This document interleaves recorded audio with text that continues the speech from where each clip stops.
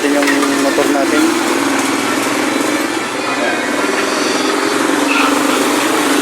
Pinapapalitan na rin natin yung bearing natin kasi luma na rin.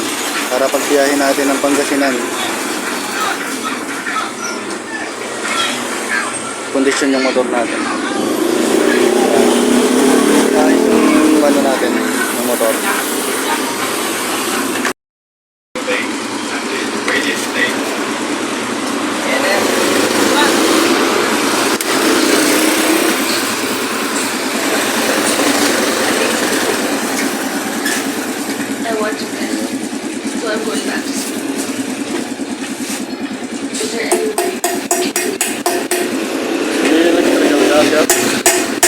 Ayun. Yan siguro no.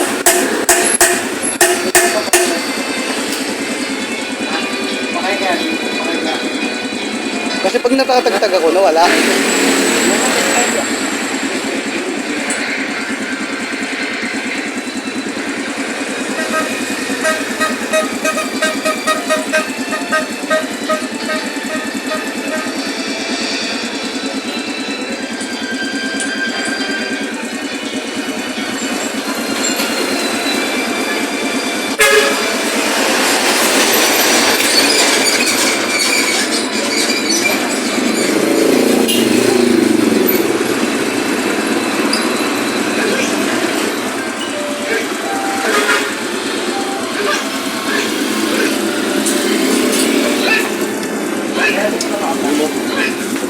Putol.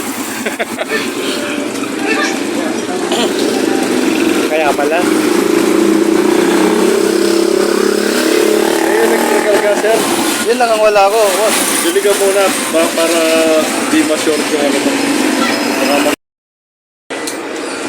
Ayan, pinakit na rin natin yung ilaw natin. Kailangan natin yan sa biyahe.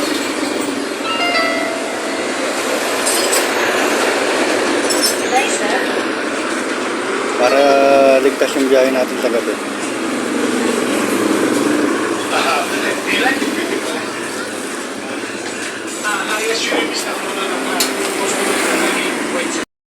Okay na yung motor natin.